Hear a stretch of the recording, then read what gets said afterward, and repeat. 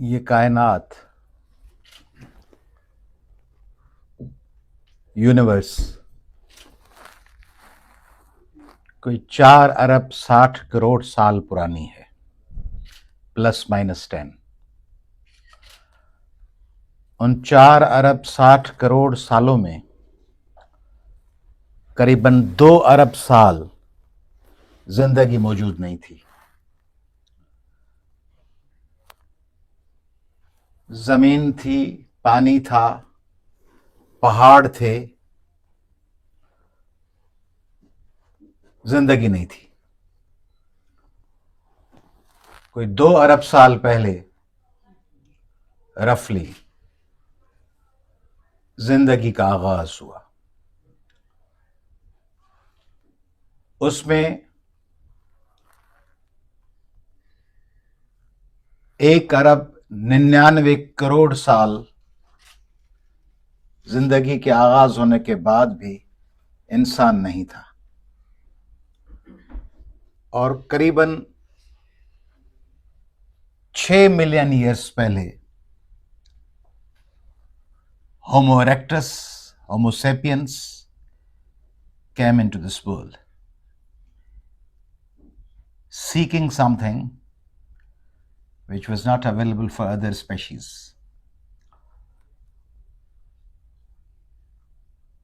ان 60 لاکھ سالوں میں جو ہیومن جرنی ہے، اس میں ہمارے اور آپ کے پاس ٹوٹی پھوٹی تاریخ فقط کوئی 1500-2000 سالوں کی ہے۔ باقی سب متس ہیں، اندازے ہیں کہ یوں ہوا ہوگا۔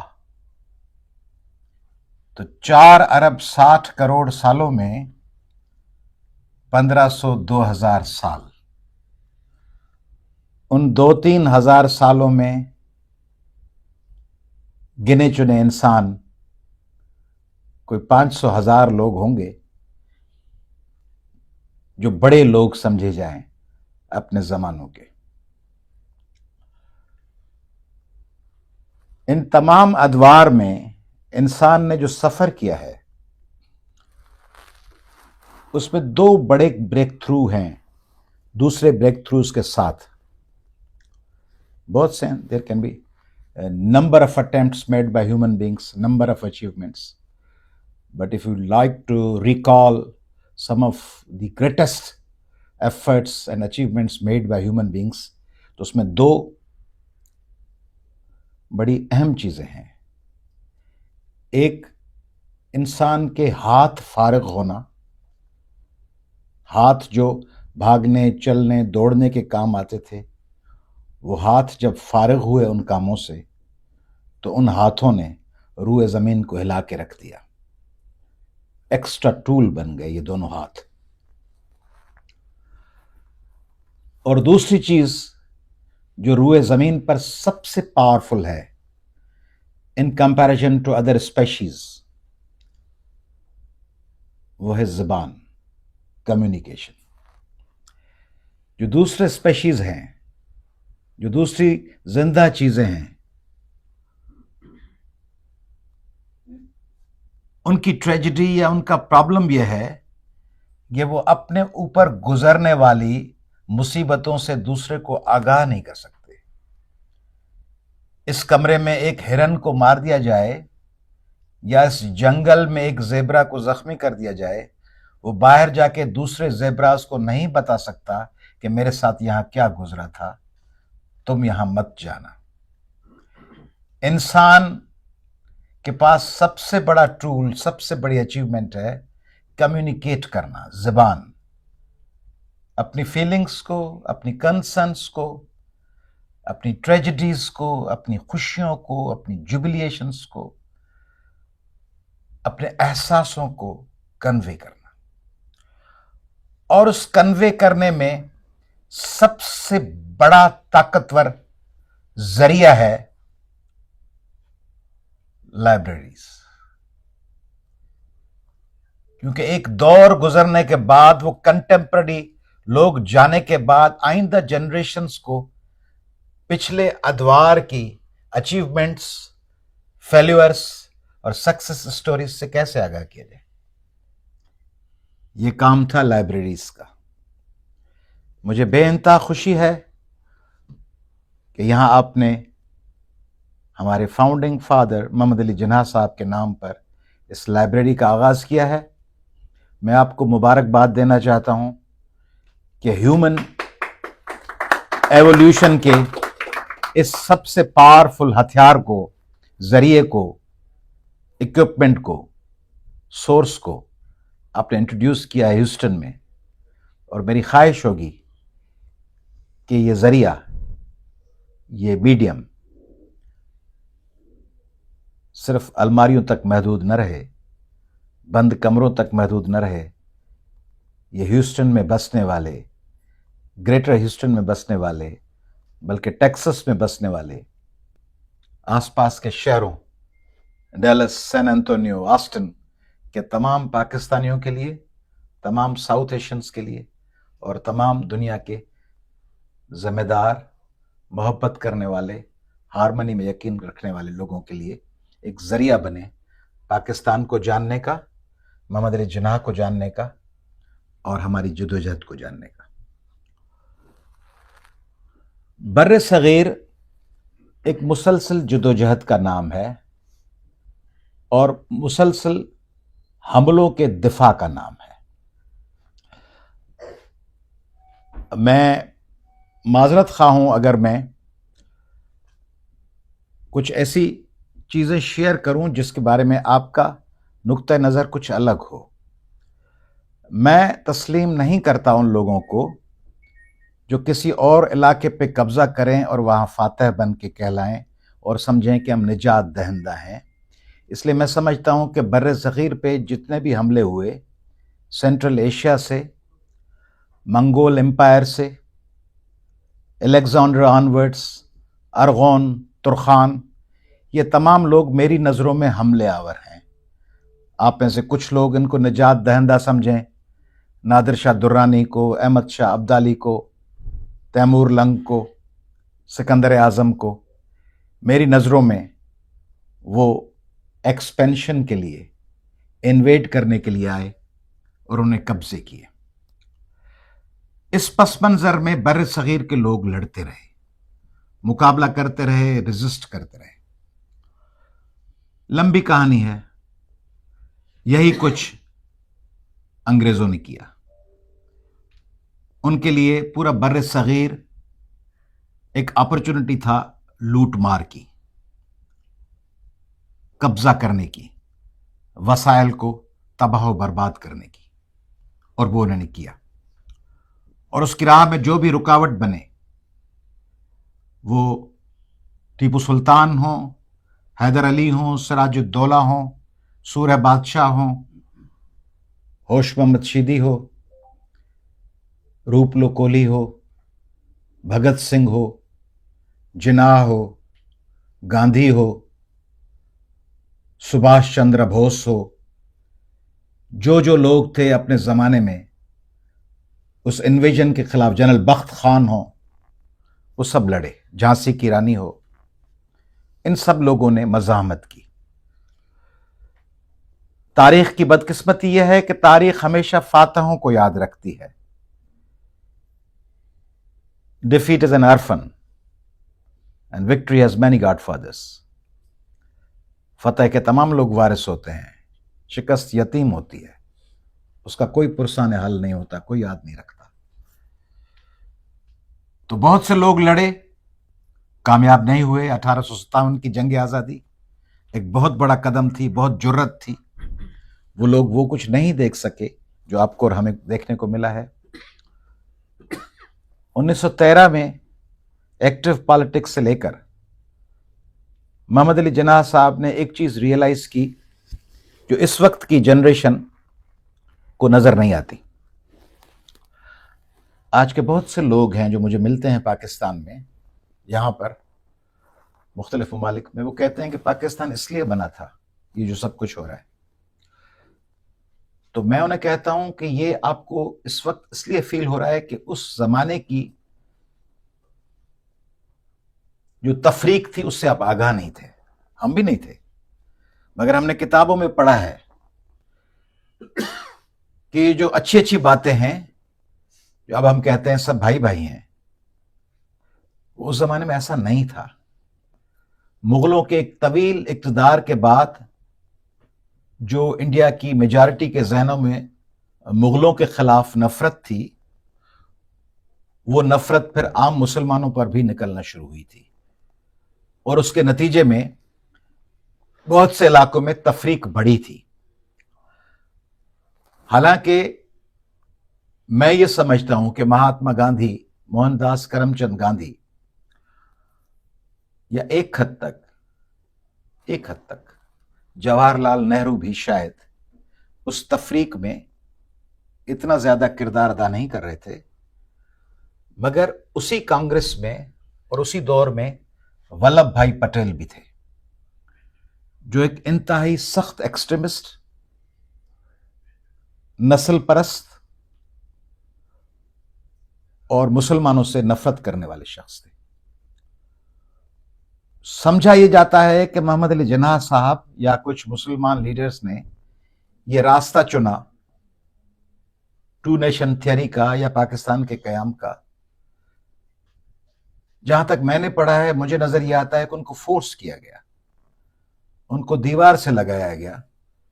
ولبھ بھائی پٹیل جیسے لوگوں نے جو انتہا پسند اقدامات کیے، اس کے نتیجے میں جو انسیکیورٹی فیل ہوئی اس وقت کے مسلمانوں کو، اس کے لیے کسی کو ان کی وائس بننی تھی، کسی کو ان کی آواز بننی تھی، اور وہ محمد علی جناح صاحب بنے.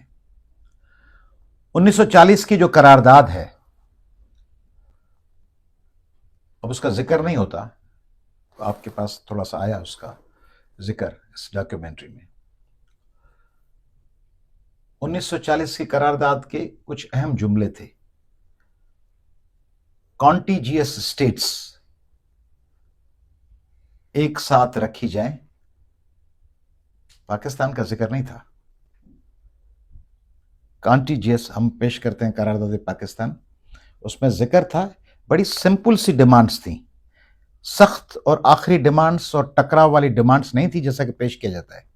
ان سافٹ ڈیمانڈز کو بھی قبول نہیں کیا گیا. ان سافٹ ڈیمانڈز کو اسپیس دیتی اگر کانگریس کی قیادت اور ابتدائی کنسرن سنتی مسلمانوں کی، محمد علی جناح کی اور دوسری لیڈرشپ کی، تو شاید کوئی نہ کوئی راستہ ساتھ چلنے کا نکل سکتا تھا. مگر جو سمپل اور پرائمری قسم کے مطالبات تھے ان کو بھی دیوار سے لگایا گیا. نتیجے میں وہ مرض ٹکراؤ کا، تفریق کا بڑھتا گیا. اس لیے یہ کہنا کہ بر صغیر کو توڑنے کی خواہش محمد علی جناح صاحب کی یا ان کی ٹیم کی تھی، میں نہیں سمجھتا ایسا تھا. آخری حد تک وہ کوشش کرتے رہے کہ ہندو اور مسلمز ایک دوسرے کو اسپیس دیں، تفریق نہ ہو، ریسزم نہ ہو، ٹکراؤ نہ ہو، لوگوں کو ساتھ رکھا جائے. انگریزوں کے خلاف جو ایکسٹرنل فورس تھا اس کے خلاف اتحاد برقرار رکھا جائے. مگر وہ جو رویہ تھا ولبھ بھائی پٹیل اینڈ کو کا، انہوں نے ایسا ماحول پیدا کیا. اس لیے 1940 کی جو قرارداد تھی اس میں جو الفاظ استعمال ہوئے ہیں، آٹونامس اینڈ سوورین اسٹیٹس، خود مختار، اپنا فیصلہ آپ کرنے والی با اختیار ریاستیں، خود مختار ساورن اسٹیٹس. اس 1940 کی قرارداد کو بر صغیر کے مسلمان آگے لے کے چلے، اور اس کے لیے مین کردار، بنیادی کردار اس شخص محمد علی جناح صاحب نے ادا کیا. مجھے فخر ہے، آئی فیل پرائڈ ان اٹ، کہ محمد علی جناح موجودہ پاکستان میں اس ضلع سے تعلق رکھتے ہیں جو میرا ضلع ہے، ٹھٹا. آپ کہیں گے کہ شاید آپ ایسے کوئی سوچے کہ ٹھٹا کیسے ہو گیا؟ تو وہ ایسے ہو گیا جیسے इंडिपेंडेंस के ऐलान के पहले यहाँ फेडरेटिंग यूनिट्स थे अमेरिका में, और फिर वो यूनाइटेड स्टेट्स बना। तो जो फाउंडिंग स्टेट्स थी उनमें से बहुत सी बरकरार रहीं, बाकी बाद में दूसरी स्टेट्स शामिल हुई। ये आपका टेक्सास, ये भी बाद में लिया गया। तो उस जमाने में ठट्टा जिला नहीं था, जिला था कराची। आप अभी अगर विकिपीडिया को क्लिक करेंगे तो उस पर लिखा होगा Mohammad Ali Jinnah was born in Karachi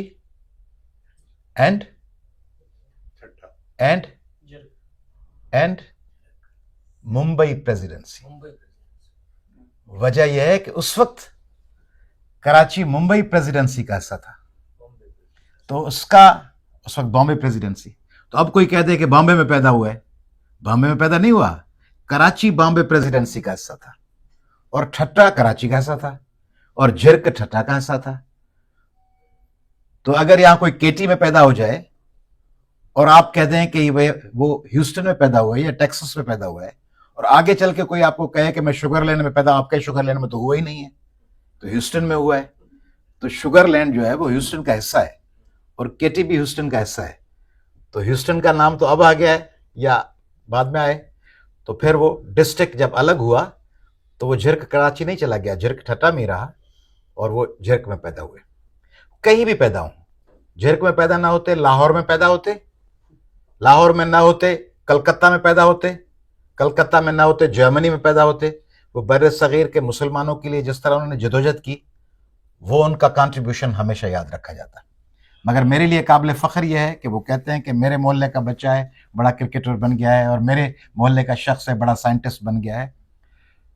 तो जिन्ना साहब के बारे में जो मिथ्स हैं, ये चारों तरफ जो तस्वीर हैं, इनमें 99.9% तस्वीर में आप ढूंढने की कोशिश करेंगे, कोई इंतहा पसंद, कोई फैनेटिक, कोई फंडामेंटलिस्ट आपको नहीं लगेगा, नजर नहीं आएगा। इन तस्वीर को देख लें, वो नेहरू पहने हुए हैं वो कपड़े बड़े सगीर के, हमारे आपके शलवार कमीज पजामा। ये जो जिन्ना शख्स है चारों तरफ देख लें, ये अपने लिबास में, अपने क्लीन शेव तस्वीर में, अपने हाथों में पकड़े हुए सिगार या सिगरेट से, आपके आसपास बैठे हुए पेट्स और पाले हुए पालतू कुत्तों के रूप में, अपनी बहन के साथ बराबरी वाले एटीट्यूड में, जिन्ना अपनी बहन को बुर्का पहना के घर में बंद नहीं कर दिया था। मोहम्मद अली जिन्ना के साथ फातिमा जिन्ना शाना बाशाना जदोजहद में थी, और हम जो जिन्ना के फॉलोअर कहलाते हैं वो सफ़ेद शटलकॉक बुर्का पहना कर अपनी खवातीन को बंद किए हुए हैं, और कहते हैं हम जिन्ना के फॉलोअर हैं। जिन्ना की बहन तो शाना बशाना मैदान में थी, उनके साथ फील्ड में जदोजहद में थी। और जिन्ना का ये आउटलुक ये बताता है कि जिन्ना एक प्रोग्रेसिव, एक लिबरल, एक इंसानों की बराबरी में यकीन रखने वाला बहुत बड़ा लीडर था। तो मोहम्मद अली जिन्ना साहब को जिस तरह पाकिस्तान की दूसरी चीजों को यरगमाल किया गया, हिस्ट्री को, 1940 के रेजोल्यूशन को, पाकिस्तान की पहचान को, उसी तरह मरने के बाद हमारा अपने आप पे बस तो नहीं चलता, हम बाज हालात में अगवा हो जाते हैं। इंसान सिर्फ जिंदा अगवा नहीं होते, कब्रें भी अगवा हो जाती हैं, मज़ारें भी अगवा होती हैं, नुक्ते नज़र, फिक्र, आइडियोलॉजीज भी अगवा हो जाती हैं। तो मोहम्मद अली जिन्ना, पूंजा भाई जिन्ना, रत्ती बाई, ये जो मोहम्मद अली जिन्ना थे, फातिमा, जीना भाई, ये जिन्ना साहब अपने मिजाज में कोई मुसलमान, हिंदू, पाकिस्तानी, एशियन, झिरक ठट्टा कराची नहीं थे। वो ट्रू सेंस में एक इंसान थे, बराबरी में यकीन रखने वाले, डिस्क्रिमिनेशन के खिलाफ लड़ने वाले। जिन्ना अगर उस जमाने में देखते, मेरा यकीन यह है कि जिन्ना अगर उस जमाने में देखते کہ کرسچنز کے ساتھ مظالم ہے تو وہ ان کے ساتھ ہوتے. ہندو اگر اس وقت اپریسڈ ہوتے اور مسلمان ظلم کر رہے ہوتے تو وہ ان کے ساتھ ہوتے، کیونکہ ان کو مظلوموں کے ساتھ کھڑا ہونا تھا، ان کو اپنی کمیونٹی کے ساتھ نہیں کھڑا ہونا تھا. ان کو ورنہ تو وہ وکیل تھے، وہ اپنے پروفیشن کو ٹائم دیتے، نہیں، وہ اپنے لوگوں کے ساتھ اس لیے کھڑے ہوئے کہ ان کے لوگ مظلوم تھے. اس وقت مسلمانوں کے ساتھ تفریق ہو رہی تھی. جناح صاحب آخری دم تک انصاف کے لیے جدوجہد کرتے رہے، اور آخری دم تک جناح اور اس کی ٹیم کے ساتھ، مسلم لیگ کے فالوورز کے ساتھ، اور پاکستان، نئے بننے والے پاکستان کے نئے آنے والے نظام کے ساتھ ٹکراؤ میں تھے. اس دور کو آپ دیکھیں گے تو یہ نہیں کہ صرف ابتدا میں ان کے ساتھ زیادتی ہو رہی تھی. چند آپ کو مثالیں دوں. طے کیا گیا کہ وہ علاقے مل کر پاکستان بنائیں گے جہاں مسلم اکثریت ہوگی. کشمیر میں مسلم اکثریت تھی، مگر جو راجا تھا، ہری صاحب کا پوتا، وہ چونکہ مسلم نہیں تھا تو کہا گیا کہ وہ مسلم نہیں تھا، ہندو تھا، کہا گیا کہ راجا ہندو ہے تو کشمیر بھارت کا حصہ ہونا چاہیے. پاپولیشن کشمیر کی زیادہ مسلمانوں کی تھی.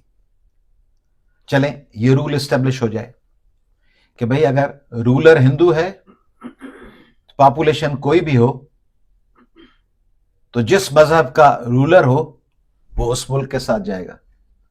مگر نہیں، جب حیدرآباد دکن کی بات آئی تو نظام مسلم تھے، نظام آف دکن، آبادی کی اکثریت ہندو تھی، تو وہاں اس لا کو الٹ دیا گیا. وہاں کہا گیا کہ چونکہ پاپولیشن کی اکثریت ہندو ہے اس لیے حیدرآباد دکن انڈیا کے ساتھ رہے گا. یعنی بالکل کشمیر میں ایک لا کہ وہاں کا حکمران نان مسلم ہے اس لیے وہ انڈیا کے ساتھ جائے گا، population regardless of population. At the same time when it came about Hyderabad Deccan, they said Hyderabad Deccan would remain a part of India because the very population of Hyderabad Deccan is Hindu population. Junagadh as well. And when it came for Gurdaspur,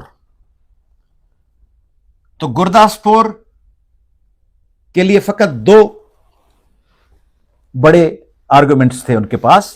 ایک تو وہ contagious تھا، وہاں سے راستہ نکلتا تھا کشمیر کے لیے، لینڈ روٹ تھا، تو کشمیر پہ اپنا قبضہ برقرار رکھنے کے لیے اور پنجاب کو کنٹرول کرنے والے کینال پانی کے ایریگیشن کے وہاں سے نکلتے تھے. اس گرداسپور کو ریڈ کلف کو somehow he was managed، اور ریڈ کلف نے وہی ایوارڈ دیا جو اس وقت کے رولنگ کلاسز جو ڈومینیٹ کر رہے تھے ان کے جو انٹرسٹ میں تھا. تو پہلے دن سے یعنی پاکستان کے لیے کہا جاتا ہے کہ پاکستان کی حکومتوں نے مداخلت کی کشمیر میں، قبائلی آ گئے. سب سے پہلے مداخلت کا بر صغیر میں آغاز حیدرآباد دکن سے ہوا، جہاں پٹیل نے فوج بھجوا کر قبضے میں لیا حیدرآباد دکن کو، نظام کے اور وہاں کے انتظامیہ کے خواہش کے خلاف. تو دو نئے ملک بنے اور اس کا آغاز ہوا دوسرے ملک پر، دوسری اسٹیٹ پر حملہ کرنے سے.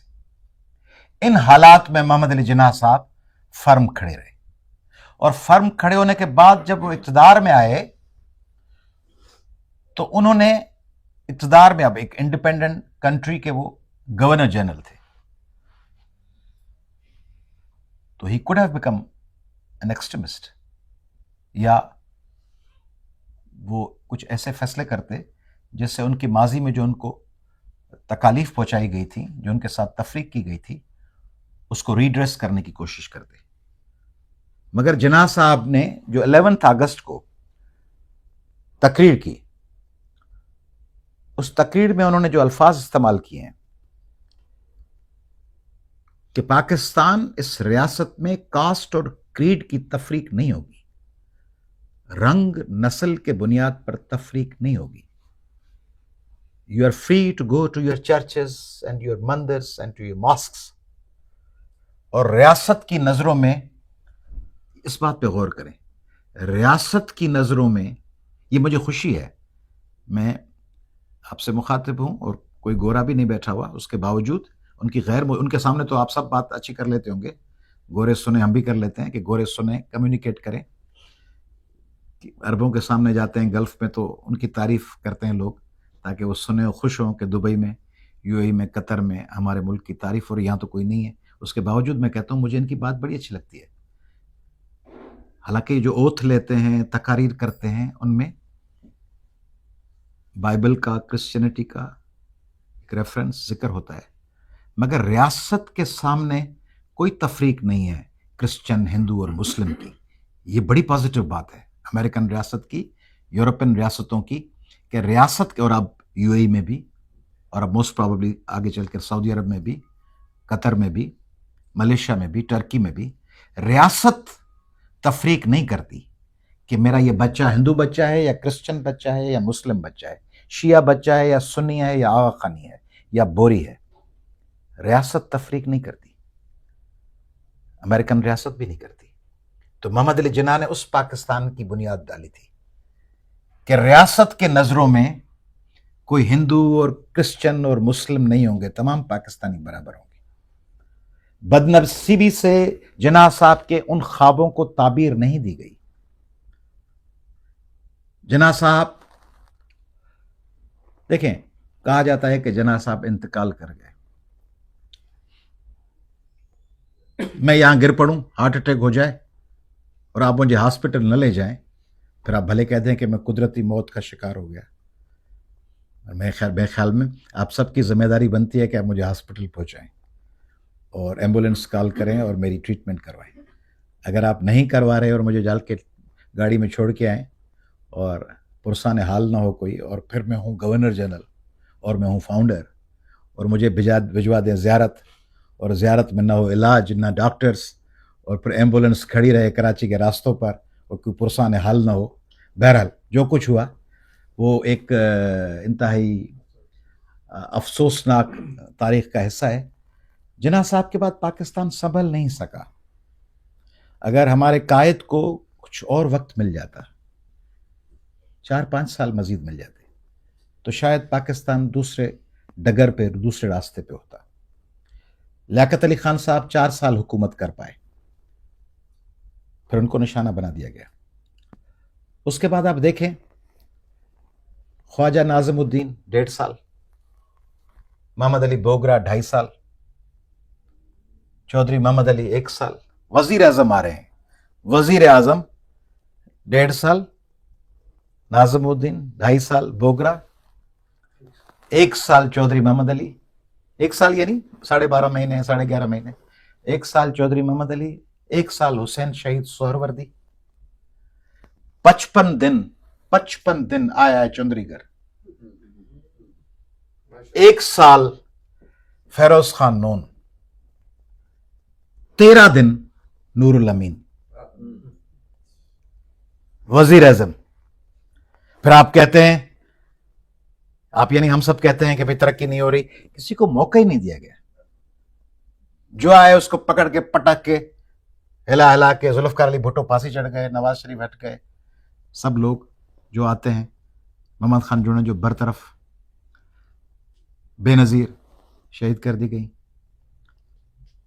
ابھی ایک پرائم منسٹر اور جیل میں ہے، ایک شاید کچھ عرصے کے بعد جیل میں چلا جائے. صدر بھی جیل میں تھے پچھلے دنوں. تو جب ہم دوسرے ممالک کے ساتھ اپنے کو کمپیئر کرتے ہیں تو ہم کہتے ہیں انہوں نے یہ کیا، انہوں نے یہ کیا. ان کو یہ کرنے کا موقع ملا، ان کو یہ موقع ملا کہ اچھا کام کریں تو اچھا کام کنٹینیو کریں، اور اگر نہ کریں تو لوگ خود ان کو ہٹا دیں.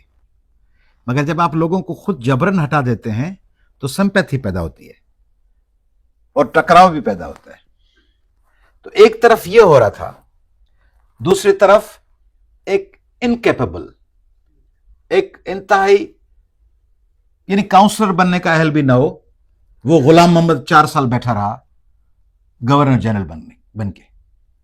جس کے منہ سے رال بہ رہی ہے، جو اپنی مرضی پہ، اس کے لیے پڑھیں جا کے قدرت اللہ شہاب کی کتاب شہاب نامہ، تو پتہ چلے گا کہ پاکستان ملک، اور پاکستان یہ والا نہیں، ایسٹ اور ویسٹ پاکستان، ان کے اوپر کون بیٹھا ہوا ہے؟ ملک غلام محمد بیٹھے ہوئے ہیں، رانی بیٹھی، رانی کا عاشق جنرل یحییٰ بلوا رہا ہے اس کو، یہ آ جاؤ، وہ آ جائے، فلاں شہنشاہ ایران آ رہے ہیں، اداکارہ نیلو کو بلوا لو، وہ رقص کرے گی. پتہ نہیں کیا تھا، کیا حساب تھا، کس قسم کے لوگ تھے، اور کس قسم کے لوگوں کو ہمارے اور آپ کے بزرگوں نے چلنے دیا، کیونکہ اس وقت ہمارے دادا پردادا تھے نا، یا والدین، انہوں نے ان کو ٹالریٹ کیا. تو یہ جو محمد علی جناح صاحب کی جدوجہد تھی، ان کی جو سٹرگل تھی، ان کی جو کوششیں تھیں، ان کو ہم نے اپنی طرف سے جان لڑا دی ہے ان کو تباہ کرنے کے لیے. جان لڑانی چاہیے تھی ان کو بچانے کی، ہم نے جان لڑائی کہ ان کو تباہ کیسے کیا جائے، برباد کیسے کیا جائے. تو محمد علی جناح نام تھا پروگریسو اسٹرگل کا، نام تھا ڈسکرمنیشن کے سامنے کھڑے ہونے کا. اگر مجھے ابھی ایک چھوٹے بچے یا ایک اسٹوڈنٹ یا ایک طالب علم کی حیثیت سے جناح صاحب کہیں مجھے مل جائیں اور میرے بس میں ہو کہ ان کو میں کو مشورہ دوں، اور میرا مشورہ سننے کے لیے ان کے پاس وقت ہو، کیونکہ اتنے بڑے شخص، تو میں ان کو ایک مشورہ تو یہ دینا چاہتا کہ پاکستان میں ایسا بیج بو جائیں آپ کہ انتہا پسندی کے لیے کوئی جگہ نہ بچے. لکم دینکم ولی الدین، لا اکراہ فی الدین، ولا تسبوا الذین یدعون من دون اللہ ولا دین. تم ان کے خداؤں کو برا نہ کہو، کہیں وہ تمہارے سچے خدا کو کچھ نہ کہہ دیں.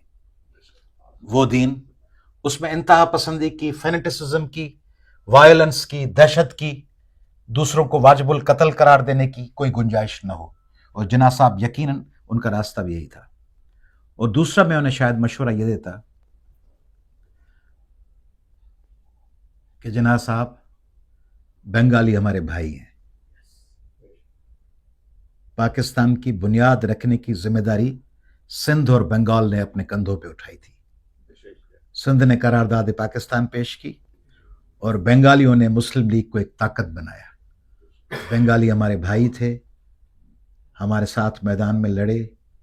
کاش ان کی زبان کو، ان کی ثقافت کو، ان کی پٹسن کو، ان کی اکنامک پروڈکشن کو آپ کے بعد آنے والے لوگوں کے لیے راستہ پیو کیا جائے.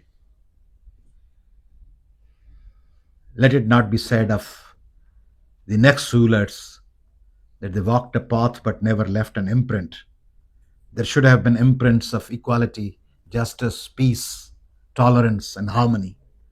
جناح صاحب کچھ ایسا کر کے جائیں، اور وہ یقیناً کرتے اگر ان کے پاس ٹائم ہوتا. اور کیسے بدنصیب لوگ ہیں ہم کہ ایک شخص نے سخت بیماری میں اپنی زندگی تفریق کے خلاف، انسانی حقوق کی خلاف ورزی کے خلاف، نسل پرستی کے خلاف، ایکسٹریمزم کے خلاف لڑتے ہوئے گزاری. اور جب وقت آیا ان کے ساتھ شانہ بشانہ کھڑی ہونے والی ان کی بہن کی مدد کا، تو پاکستان کے لوگ جو اس وقت برسر اقتدار تھے، جو وڈیرے تھے، جاگیردار تھے، سردار تھے، پیر تھے، گادی نشین تھے، وہ فاطمہ جناح کو چھوڑ کر ایوب خان کے ساتھ کھڑے ہو گئے. بدنصیبی. یہاں امریکہ میں ہر وقت آپ سنتے ہیں founding fathers, founding fathers, founding fathers. وہ فاؤنڈنگ فادرز کے ساتھ فاؤنڈنگ مدرز بھی ہوتی ہیں. Founding mothers. تو یہ جو فاؤنڈنگ مدر تھی فاطمہ جناح، اس کے سامنے ہم سب اور ہمارے بڑے ایوب خان کے ساتھ کھڑے ہوئے. تو یہ بدنصیبی ہے. بہرحال حالات مشکل ہیں پاکستان میں. میں مزید ٹائم نہیں لوں گا آپ کا. اور فیض نے کہا ہے، میں مایوس نہیں ہوتا، میں اب بھی سمجھتا ہوں کہ اب بھی اگر پاکستان میں برابری ہو، بھائی ہیں بھائی ہیں بھائی ہیں بھائی ہیں کر کے سب کے وسائل نہ لوٹ لیں، بھائی ہیں بھائی ہیں چپ ہو جاؤ، بھائی ہیں، میری جیب میں ہاتھ ڈالیں گے میں پکڑ لوں گا ہاتھ آپ کا. आप में से किसी का मोबाइल लेके मैं जाऊंगा, आप ओ भाई बेटे इधर मोबाइल वापस करो, नहीं भाई हैं मोबाइल लेके मैं जा रहा हूं। भाई भाई नहीं, हम भाई हैं इस बुनियाद पे कि आपकी चीजें आपकी, मेरी चीजें मेरी।